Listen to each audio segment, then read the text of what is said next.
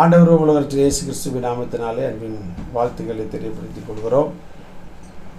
இந்த 5ஆம் மாதம் 18ஆம் தேதி சனிக்கிழமை காலை பொழுதிலே அனுதின கர்மலயத்தின் கிறிஸ்து வாயிலாக உங்களை சந்திப்பதிலே கர்த்தருக்குள்ள மகிழ்ச்சி அடைகிறோம். கர்த்தர் உங்களை ஆசீர்வதிப்பாராக. இந்த நாளுடைய தியானத்திற்காக ஒரு வசனத்தை வாசிப்போம். 2 பேதுரு 1ஆம் அதிகாரம் 3ஆம் வசனத்தை வாசிக்க. 2 பேதுரு 1ஆம் அதிகாரம் 3ஆம் வசனத்தை வாசிக்க கேட்போம். நம்முடைய மகிமையினாலும் காருண்யத்தினாலும் நம்மை அழைத்தவரை அறிகிற அறிவினாலே ஜீவனுக்கும் தேவ பக்திக்கும் வேண்டிய யாவற்றையும் கர்த்தருடைய நாமம் மகிமைப்படுவதாக. நம்முடைய ஆண்டவர் எப்படி நம்மை அழைத்தாரோ மகிமையினாலும் காருண்யத்தினால். அப்போ நம்முடைய ஆண்டவர் எப்படிப்பட்டவர்? மகிமையினால் மாத்திரமல்ல, அவருடைய காருண்யத்தினால் நம்மை அழைத்திருக்கிறார். பார்த்தீங்களா? அவருடைய காருண்யம் அப்படின்னா அளவுக்கு அடங்காது, அளவே இல்லாதது. இந்த காரியத்துக்குள்ளே அவருடைய அன்பு, அவருடைய அழைப்பு, அவருடைய தெரிந்து கொள்ளுதல், அவருடைய மனதுருக்கம், அவருடைய மன்னிக்கும் தன்மை எல்லாம் பொதிந்த ஒரு கலவை தான் அந்த காருண்யம். ஸ்தோத்திரம். மிக்சர் அப்படின்னா அதில் எல்லாம் கிடக்கும்.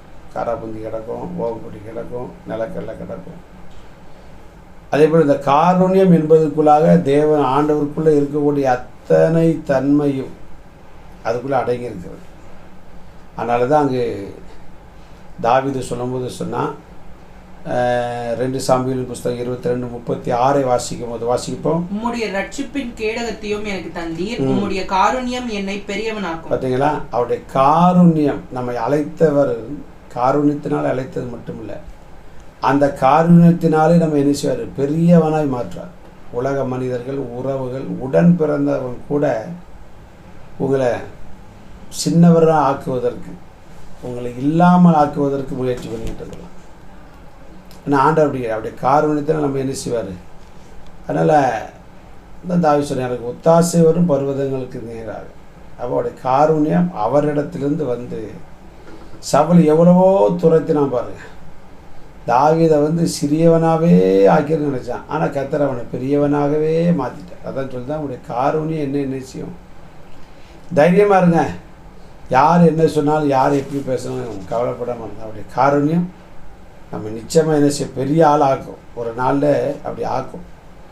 சோத்திரம். எல்லா கண்களும் பட்சத்தில் தாவீது தான் ராஜா சமஸ்த இஸ்ரவேலுக்கு என்று சொல்லக்கூடிய கோஷம் எழுப்பக்கூடிய ஒரு காலம் வரும். அது வரைக்கும் கொஞ்சம் பொறுத்துருங்க. அவருடைய காருண்யம் நம்ம பெரியவனாக. அது மாத்திரமல்ல, சங்கீதம் 5:12 வாசிக்க கேட்போம். கர்த்தாவே, நீர் நீதிமானை ஆசீர்வதித்து காருண்யம் என் கேடகத்தினால் அவனை சூழ்ந்து கொள்வீர். அவருடைய காருண்யம் நம்மை பெரியவனாக்கும் என்பது மட்டுமல்ல, அவருடைய காருண்யமே நமக்கு கேடகமாக இருக்கு. சத்ருவான எத்தனை அம்புகளை எய்தாலும் சரி, ஒன்றும் சரி. ஏன்னா கேடகமே எத்தனை பாடல். கேடகம் நீரே, மகிமையும் நீரே, தலை நிமிர செய்பவர் நீரே, தலை நிமிர செய்பவர் நீரே. எத்தனையோ பாடல் அவர் கேடகம் என்கிற பாடல்கள். என்ன அப்படின்னா, அவன் எவ்வளவு கோடிக்கணக்கான அம்புகளை எதாலும் சரி, அந்த கேடகம் அதை என்ன செய்கிறோம்? தடுத்துரும். நம்ம பக்கத்தில் ஒன்று இருங்காது. அதான் அவனை சூழ்ந்து கொள்ளுவீர். காருண்யம் என்கிற கேடகம். காருண்யம் உயர்த்துகிறது. காருண்யம் நம்ம என்ன செய்கிறது?